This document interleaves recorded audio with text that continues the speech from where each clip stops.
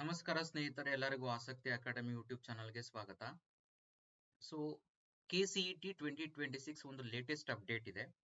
ಏನಪ್ಪಾ ಅಂತಂದ್ರೆ, ಮೊದಲನೇದಾಗಿ ನೀವು ಅಪ್ಲಿಕೇಶನ್ ನ ಡೌನ್ಲೋಡ್ ಮಾಡ್ಕೊಳ್ಳುವಂಥದ್ದು, ಹಾಗೆ ಎರಡನೆಯದು ಡಾಕ್ಯುಮೆಂಟ್ ವೆರಿಫಿಕೇಶನ್. ತುಂಬಾ ಸ್ಟೂಡೆಂಟ್ಸ್ಗೆ ಕನ್ಫ್ಯೂಷನ್ ಇದೆ ಇದ್ರ ಬಗ್ಗೆ. ಸೊ ಇದ್ರ ಬಗ್ಗೆ ಕ್ಲಾರಿಟಿ ಕೊಡ್ತೀನಿ. ಅದಕ್ಕೂ ಮುಂಚೆ ನನ್ನ ಚಾನಲ್ಗೆ ನೀವು ಹೊಸಬರಾಗಿದ್ರೆ ದಯವಿಟ್ಟು ನನ್ನ ಚಾನಲ್ನ ಸಬ್ಸ್ಕ್ರೈಬ್ ಮಾಡ್ಕೊಳ್ಳಿ, ಹಾಗೆ ವಿಡಿಯೋನ ಲೈಕ್ ಮಾಡಿ, ಎಲ್ಲರಿಗೂ ಶೇರ್ ಮಾಡಿ. ಸೊ KCET 2026 ಅಪ್ಲಿಕೇಶನ್ ಅನ್ನ ಡೌನ್ಲೋಡ್ ಮಾಡ್ಕೊಳ್ಳೋದಕ್ಕೆ ಲಿಂಕ್ ಅನ್ನ ಕೊಟ್ಟಿದ್ದಾರೆ. ನೀವು ಈಗ ನೋಡಬಹುದು, ಪ್ರವೇಶ ಮೇಲೆ ಕ್ಲಿಕ್ ಮಾಡಿ UGCET 2026 ಮೇಲೆ ಕ್ಲಿಕ್ ಮಾಡಿದ್ರೆ ನಿಮ್ಗೆ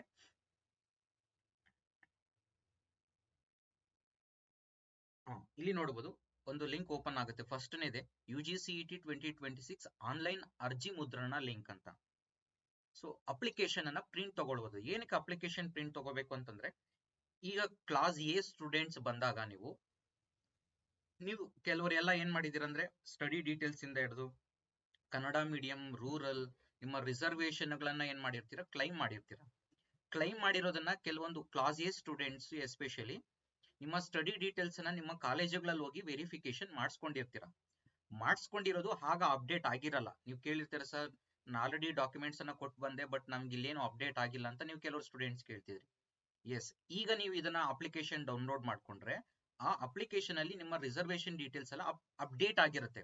ಅಪ್ಡೇಟ್ ಅಂತಂದ್ರೆ ನೀವೇನು ಕನ್ನಡ ಮೀಡಿಯಂ, ರೂರಲ್ ಡಾಕ್ಯುಮೆಂಟ್ಸ್ ಅನ್ನ ಸಬ್ಮಿಷನ್ ಮಾಡಿದೀರಾ ಅಥವಾ ಸ್ಟಡಿ ಡೀಟೇಲ್ಸ್ ಅನ್ನ ಸಬ್ಮಿಟ್ ಮಾಡಿದೀರಾ ನಿಮ್ಮ ಕಾಲೇಜಲ್ಲಿ, ಅದು ಈಗ ಎಲ್ಲಾನು ನಿಮ್ಗೆ ಅಪ್ಡೇಟ್ ಆಗಿರುತ್ತೆ, ವೆರಿಫೈಡ್ ಅಂತ ಬಂದಿರುತ್ತೆ ಈಗ. ಓಕೆನಾ?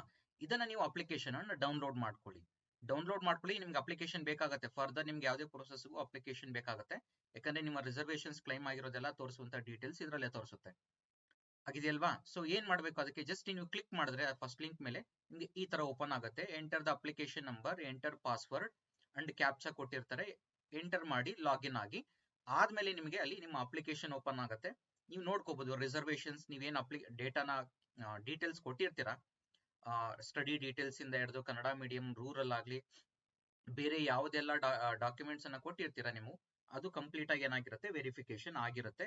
ಕ್ಲೈಮ್ಡ್ ವೆರಿಫೈಡ್ ಅಂತ ಬರುತ್ತೆ. ಆಗಿದೆಯಲ್ವಾ? ಈಗ ಸೆಕೆಂಡ್ ಪಾಯಿಂಟ್ ಬರೋಣ, ಡಾಕ್ಯುಮೆಂಟ್ ವೆರಿಫಿಕೇಶನ್. 4ನೇ ತಾರೀಕಿಗೆ ಇದು ನಿಮಗೆ ಇದು ಡಾಕ್ಯುಮೆಂಟ್ ವೆರಿಫಿಕೇಶನ್ ಲಿಂಕ್ ಅನ್ನ ಓಪನ್ ಮಾಡಿದ್ರು. ತುಂಬಾ ಸ್ಟೂಡೆಂಟ್ಸ್ ನಿಮಗೆ ಡಾಕ್ಯುಮೆಂಟ್ ವೆರಿಫಿಕೇಶನ್ ಲಿಂಕ್ ಅಂತಂದ್ರೆ ಸ್ಲಾಟ್ ಅನ್ನ ಬುಕ್ ಮಾಡ್ಕೋಬೇಕಾಗತ್ತೆ ನೀವು. ಸೊ ಇದು ಡಾಕ್ಯುಮೆಂಟ್ ವೆರಿಫಿಕೇಶನ್ UGCET 2026 ಮೇಲೆ ಕ್ಲಿಕ್ ಮಾಡಿದ್ರೆ ನೀವು ನೋಡ್ತಿರ್ಬೋದು, ಸ್ಕ್ರೀನ್ ಮೇಲೆ ಕಾಣಿಸ್ತಿದೆ. ಇಲ್ಲಿ ಯಾರು ಡಾಕ್ಯುಮೆಂಟ್ ವೆರಿಫಿಕೇಶನ್ ಮಾಡಿಸ್ಕೋಬೇಕಪ್ಪ ಅಂತಂದ್ರೆ A1, B1, B, C, D, E, F, G, H, I, J, K, L, M, N, O ಈ ಕ್ಯಾಂಡಿಡೇಟ್ಸ್. ನೀವು ಅಪ್ಲಿಕೇಶನ್ ಹಾಕ್ಬೇಕಾದ್ರೆ ನೀವು ಕ್ಲಾಸ್ ಅನ್ನ ಸೆಲೆಕ್ಟ್ ಮಾಡಿರ್ತೀರಾ. ಕ್ಲಾಸ್ ಅಂತ ಬರುತ್ತೆ ನೋಡಿ, ಆ ಕ್ಲಾಸ್ ಅಲ್ಲಿ ನೀವು ಈ ಕ್ಲಾಸ್ ಬಂದಿದ್ರೆ ನೀವು ಡಾಕ್ಯುಮೆಂಟ್ ವೆರಿಫಿಕೇಶನ್ ಅನ್ನ ಮಾಡಿಸ್ಕೋಬಹುದು. ಅಂಡ್ ಇನ್ನೊಂದು ಕನ್ಫ್ಯೂಷನ್ ನಿಮ್ಗೆ ಏನಪ್ಪಾ ಅಂತಂದ್ರೆ, class A students especially majority class A ಸ್ಟೂಡೆಂಟ್ಸೇ ಬರ್ತಾರೆ. ಕ್ಲಾಸ್ ಎ ಸ್ಟೂಡೆಂಟ್ಸ್ ಅಂದ್ರೆ ಕರ್ನಾಟಕದಲ್ಲಿ ಮಿನಿಮಮ್ 7 years ಓದಿದ್ರೆ first standard to 12th standard ನೀವು ಕ್ಲಾಸ್ ಎ ಬರ್ತೀರಾ. ಓಕೆನಾ?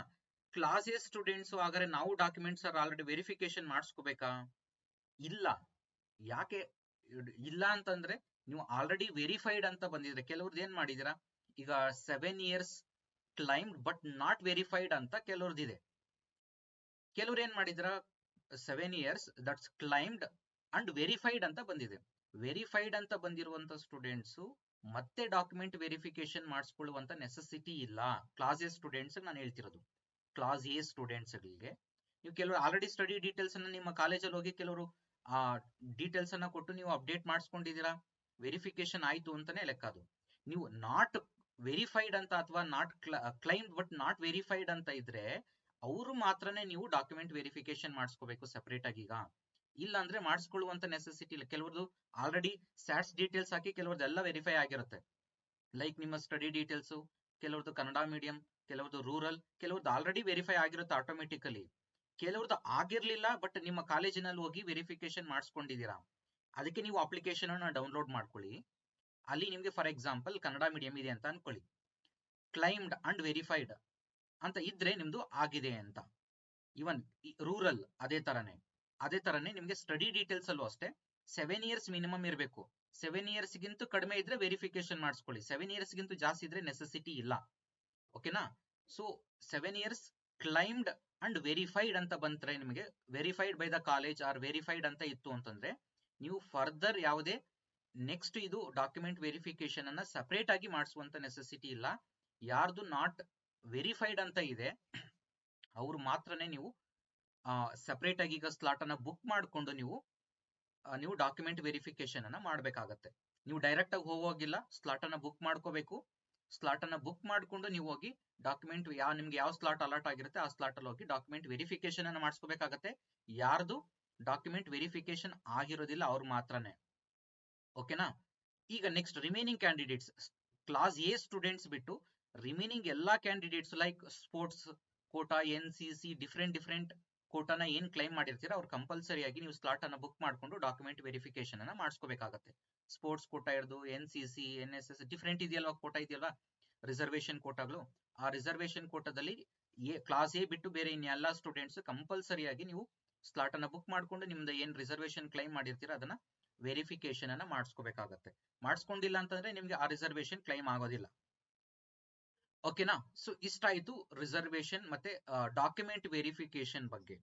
ಸೊ ಸ್ಟಿಲ್ ನಿಮ್ಗೆ ಇನ್ನೇನಾದ್ರು ಡೌಟ್ ಇದ್ರೆ ಕಮೆಂಟ್ ಬಾಕ್ಸ್ ಅಲ್ಲಿ ಕಮೆಂಟ್ ಮಾಡಿ, ಖಂಡಿತವಾಗಿ